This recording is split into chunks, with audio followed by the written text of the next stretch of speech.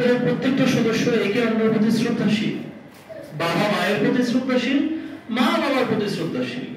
পরিবারে কিছু মুরব্বী আছে, দাদা দাদি আছে, অথবা নানা নানি মেয়ের সঙ্গে থাকে, এটা নিয়ে কখনো ঝামেলা হয় না, এটা নিয়ে স্বামী স্ত্রীর মধ্যে কখনো ঝগড়া বিবাদ হচ্ছে না। আর যদি ছেলে শুনতে পায় তার মা তার বাপকে বলতেছে তোমার বুড়ো বাপ মা এখানে কেন থাকে, অথবা তার বাবা তার মাকে বলতেছে যে তোর মা এখানে কেন থাকে, তাহলে এই সন্তান তো মানুষ হবে না, এটাই স্বাভাবিক।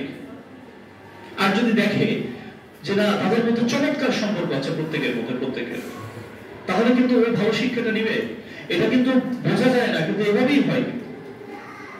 আমি অনেক ধনী পরিবার দেখেছি, কোনো কিছুর অভাব নাই, কিন্তু শান্তির অভাব আছে সংসারে। ওদের বাচ্চা কাচ্চারা নেশাগ্রস্ত হয় সবার আগে, কারণ ওরা মনে করে যে পৃথিবী তাদের কাছে খুব খারাপ একটা জায়গা। ছোটবেলা থেকে যদি দেখে যে বাবা মা ঝগড়া করছে, মারামারি করছে, তখন তাদের কাছে মনে হয় পৃথিবী ভালো জায়গা না, এখানে নষ্টই হওয়া যায়। আর যদি দেখে তার পরিবারের মধ্যে মুরব্বীদের মধ্যে চমৎকার সম্পর্ক, তারপর বাপের সঙ্গে চাচার জমি জমা নিয়ে বিরোধ নাই, অথবা বিরোধ থাকতেই পারে কিন্তু সেটা তারা সম্মানজনক ভাবে ডিল করে, তখন সে দায়িত্বশীল মানুষ হিসেবে বড় হয়। আজীবন তার মনে হবে যে আমি একটা ভালো পরিবারের ছেলে, আমি খারাপ কাজ করতে পারি না। আমি দেখেছি আমার পরিবারের পুরুষরা নারীদেরকে সম্মান করে, সে কখনো কোনো নারীকে অসম্মান করবে না। সে কখনো রাস্তাঘাটে একটা নারীকে একা পেয়ে তাকে শ্লীলতাহানির চেষ্টা করবে না, কারণ এই শিক্ষা তো সে পায় নাই। একটা মেয়ে যদি দেখে যে তার মা তার দাদিকে, মানে ওই মহিলা তার শাশুড়িকে সম্মান করেছে, ওই মেয়ে কখনো কারো ঘরের বধূ হয়ে এই কাজ করবে না তো। আর সে যদি দেখে যে বউ শাশুড়ির ঝামেলা হবেই এবং বউ হিসেবে আমার উচিত হবে ঝগড়া করা, তাহলে সে করবে। আবার এই মেয়ে যখন শাশুড়ি হবে তখন সে একই কাজ করবে, তার পুত্রবধূর সঙ্গে গেজাম করবে, কারণ সে তো শিক্ষা পেয়ে আসছে খারাপটা, সে দেখে আসছে এটা। এখন অভিভাবক হিসেবে আপনি এটাকে পাল্টে দিতে পারেন। আর যাই করে নিজের বাচ্চা কাচ্চার সঙ্গে খারাপ চেহারা প্রকাশ করবেন না নিজের। আপনি যে কত ভালো লোক বা কত খারাপ লোক, ভালোটা দেখাবেন, খারাপটা দেখাবেন না। আপনার এখন কাউকে গালি দিতে ইচ্ছে করতেছে, আড়ালে গিয়ে যান, সন্তানের সামনে দিয়ে না। এই দায়িত্বটা আপনাদের নিতে হবে। আপনি নীতি নৈতিকতা বলে উদ্বুদ্ধ হলে আপনার সন্তান মানুষের মতো মানুষ হওয়ার একটা সুযোগ পাবে, নজর পাবে না। আমরা অনেক দেখেছি যে একেবারে গ্রামের হতদরিদ্র এতিম ঘরের ছেলে বা মেয়ে জীবনে অনেক সম্মানিত হয়েছে, কিন্তু বাবা মার মধ্যে সম্পর্ক নাই, সারাসারি হয়ে গেছে, গ্যাঞ্জাম মামলা মোকদ্দমা চলে, এরকম পরিবারের ছেলে মেয়ে ভালো হয়েছে এরকম আমরা কম দেখতে পাই। এটা তাদের দোষ না, বাচ্চা কাচ্চার দোষ না, তার শৈশব কৈশোর এরকম জটিল হয়ে গেছে। আপনারা অভিভাবকদের দায়িত্ব হচ্ছে এটা। একটা জিনিসই জানেন, এই কিভাবে ভালো ছাত্রছাত্রী হওয়া যায় সেটা নিয়ে অনেক বইপত্র আছে, অনেক আলোচনা হয়। কিভাবে ভালো শিক্ষক হওয়া যায় সেটা নিয়ে আলোচনা আছে। কিভাবে ভালো অভিভাবক হওয়া যায় এই নিয়ে কোথাও কোনো আলোচনা হয় না।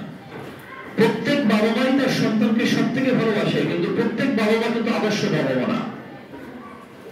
প্রত্যেক বাবা মাই তার সন্তানের ভালো চায়, কিন্তু যে প্রক্রিয়া চায় ওই প্রক্রিয়ার মধ্যে ত্রুটি থাকে, এটা সে নিজেও জানে না। এই জন্য অভিভাবক সমাবেশগুলোতে এই জন্য আদর্শ অভিভাবকের গুণাবলীগুলো বলা উচিত। তার মধ্যে আমি যেটি বললাম, আপনি আপনার উচিত হবে না আপনার সন্তানকে আপনার কদর্য চেহারা দেখানো। আপনি আপনার পেশায় কি কি খারাপ কাজ করেন এগুলো আপনার সন্তানের সামনে প্রকাশ করা উচিত না। সন্তান যাতে আপনাকে সম্মান করতে পারে। যে সন্তান তার পিতামাতাকে ঘৃণা করে, ওর থেকে অভাবের সন্তান আর নাই। সে যাতে আপনাকে আদর্শ ভাবে। আপনি গরিব হতে পারেন, তাও আপনি আদর্শবান পিতা হতে পারেন, আদর্শবান মাতা হতে পারেন।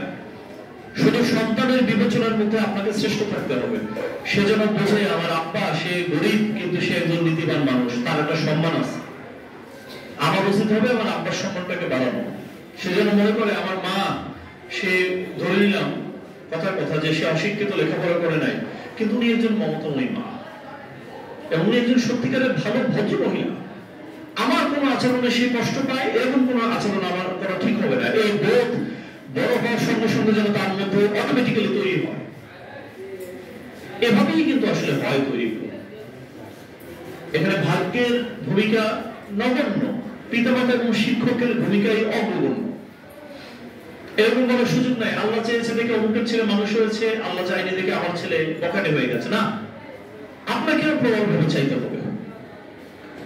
এই যেমন বলা হচ্ছে যে শিক্ষা প্রতিষ্ঠান, একজন অভিভাবক এই বললেন যে ক্লাস ঠিকভাবে হয় না, এটা একটু আপনি ব্যাখ্যা দিয়েন। আর উপজেলা মাধ্যমিক শিক্ষক অফিসার আপনি দেখবেন ক্লাস কেন হবে না, এবং পরীক্ষা চলাকালীন সময় যদি কেউ কোন রকম প্রাইভেট পড়ায় তাহলে আমরা ব্যবস্থা নিব।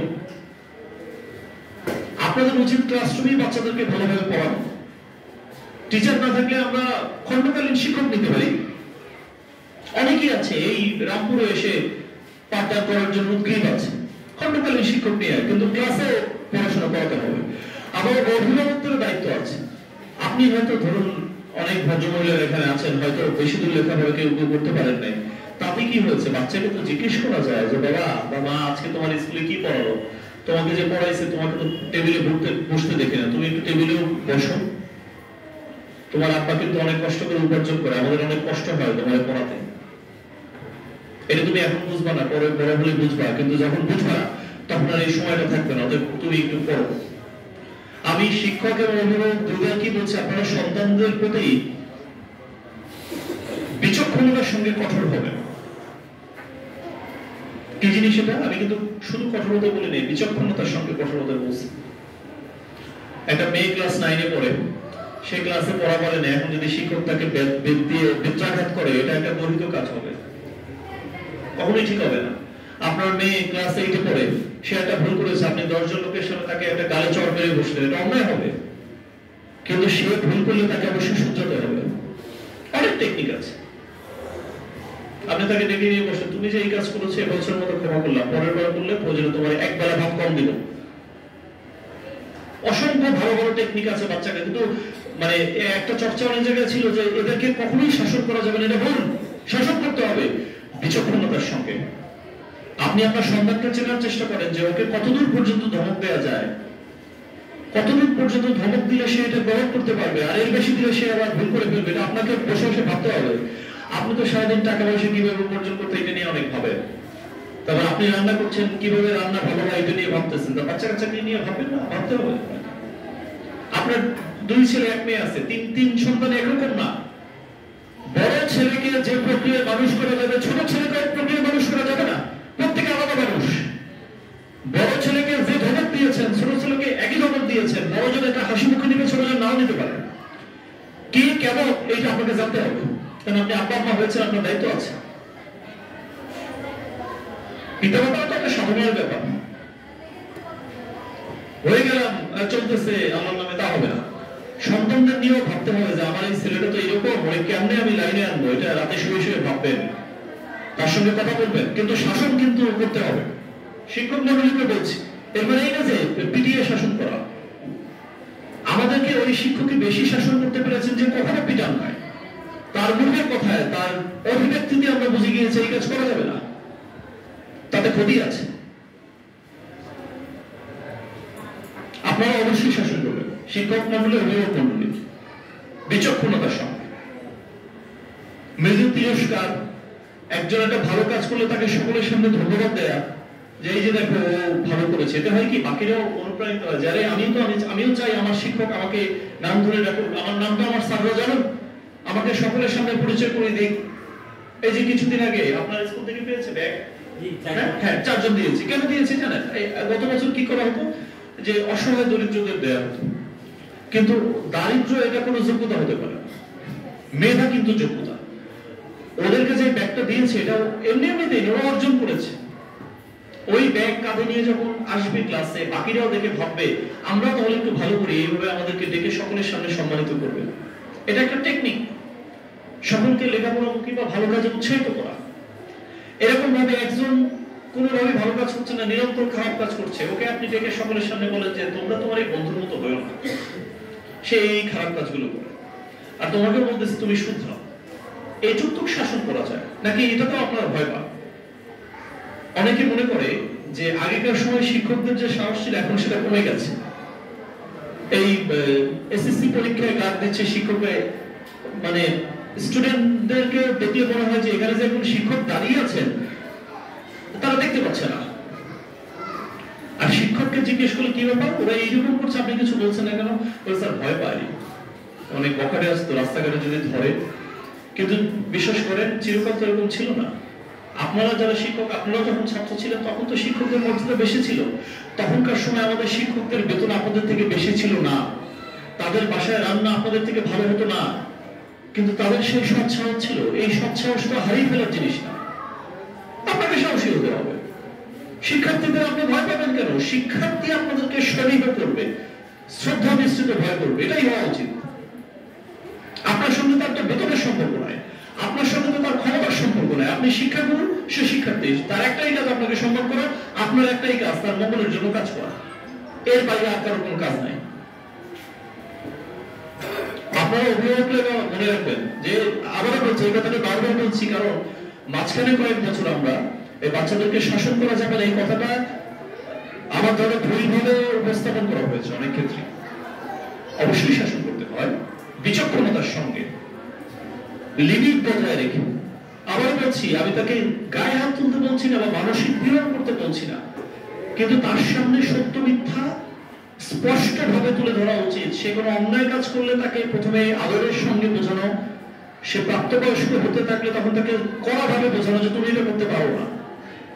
আপনার ছেলে 10ম শ্রেণীতে পড়ে, প্রতিদিন আপনার স্ত্রীর কাছে বা তার মায়ের কাছে গিয়ে টাকা চায় যে আম্মা আজকে আমাকে 20 টাকা দাও, আজকে আমাকে 50 টাকা দাও। কেন? তার এত টাকা লাগবে কেন? আপনি তো তার ভাত কাপড় দিচ্ছেন, স্কুলে যায় নাস্তার জন্য টাকা লাগবে, নাস্তা বাসায় বানিয়ে দেন, আপনি তার 50 টাকা করে দিচ্ছেন। আপনি পিতা, আপনার মনে হয় যে আমি তো অনেক টাকা ইনকাম করি, ওকে দেই, আমার সন্তান তো খাবে, তো সে তো খারাপ জিনিস খেয়ে ফেলবে কি? এটা 18-20 বছর হওয়ার আগে বাচ্চাদের হাতে বেশি টাকা পয়সা দেওয়া উচিত না। টাকা ইনকাম করার জন্য তার পুরো জিন্দগি পড়ে আছে, সে ইচ্ছে মতো ইনকাম করতে পারবে, প্রথম 20 বছর দেওয়া উচিত না। মোবাইল ফোনও তাই, তারা তো কি যোগাযোগ মানুষের সঙ্গে? সে তো যোগাযোগ করবে আপনার সঙ্গে, আব্বা আমাদের সঙ্গে যোগাযোগ করবে। তো কেন তাকে? আর একটা জিনিস হচ্ছে মোটরসাইকেল কিনে দেওয়া, অনেক আগে থেকে এটা ছিল। ছেলে কলেজে উঠেছে, আমার একমাত্র ছেলে মোটরসাইকেল কেনার বাইরে ধরেছে, তার বন্ধু বান্ধব মোটরসাইকেল কিনেছে, এখন আমি দিচ্ছি না দেখে রাগ করে ভাত খাচ্ছে না। আপনি গলে গেলেন, আপনি গিয়ে মোটরসাইকেল কিনে দিয়ে আসলেন, পরশু সে অ্যাক্সিডেন্ট করতে পারে। তার মোটরসাইকেলে কি দরকার? সাইকেল কিনে দেন, যে সে এখান থেকে চাঁদপুর সরকারি কলেজে যাবে, সাইকেল চালিয়ে যাবে। এখন কষ্ট করুক, এখন কষ্ট করলে বাকি জীবন সে ভালো থাকবে, সম্মানিত থাকবে, সুখে থাকবে। আর এখন আরাম দিলে যত আরাম তত ব্যারাম। এটা অভিভাবক বৃন্দ আপনাদের মনে রাখতে হবে এই জিনিসটি। আপনাদের সন্তানদেরকে আপনি নিরাপত্তা দেবেন, ভালোবাসা দেবেন, কিন্তু বেশি সুখ শান্তি বিরাজ বেসন দেবেন না, তাহলে যথেষ্ট আশঙ্কা আছে আপনি পস্তাবেন এক সময় গিয়ে।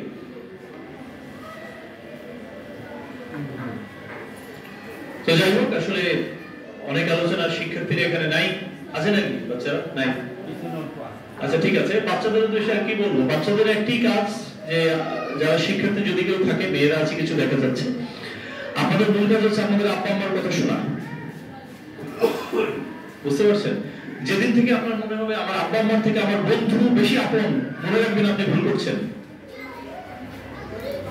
যদি মনে হয় বেশি যে আমার আব্বা আম্মার থেকে আমার এই বন্ধুটা আমার বেশি প্রিয় অথবা বান্ধবীটা বেশি প্রিয়, মনে রাখবেন এটা ভুল, এটা করা যাবে না। এটা করার জন্য আরো সময় আসবে জীবনে, এখন না। তো যাই হোক, আমি অনেকক্ষণই বক্তব্য রাখলাম। আসলে আপনাদের সকলের সুস্বাস্থ্য দীর্ঘায়ু কামনা করছি। একটি কথাই বলবো আবারও, সেটা হচ্ছে আপনার প্রতিষ্ঠানটিকে ভালোবাসুন। আমি এরকম অনেক স্কুলে পড়েছি যেখানে নিচে মাটি, উপরে টিন ছিল, চারপাশ খোলা ছিল, কিন্তু তাতে স্কুলের মাহাত্ম্য কখনো হ্রাস পায়নি। শিক্ষক বৃন্দরা সকলে সোনার মানুষ ছিলেন, তাদের পাঞ্জাবি ছেঁড়া ছিল, আমি নিজের চোখে দেখেছি, তাদের জুতো ছেঁড়া ছিল, কিন্তু মানুষ হিসেবে তারা অনেক উচ্চের ছিলেন, অনেক সম্মানিত। অনেক ধনী ধনী লোক তাদেরকে দেখলে হচ্ছে যে কুর্নিশ করে সালাম করতেন। তার এই ব্যক্তিত্ব, তার এই মর্যাদা এবং আজীবন সাদা মনের জীবনযাপন করার জন্য তারা সম্মানিত ছিলেন। এই জীবন আপনারা চাইলেও নিতে পারেন, সেই সুযোগটি আপনাদের কাছে এখনো আছে। বাকি সিদ্ধান্তটা আপনাদের। সকলের সুস্বাস্থ্য এবং দীর্ঘায়ু কামনা করে আমি আমার বক্তব্য শেষ করছি। আসসালামু আলাইকুম।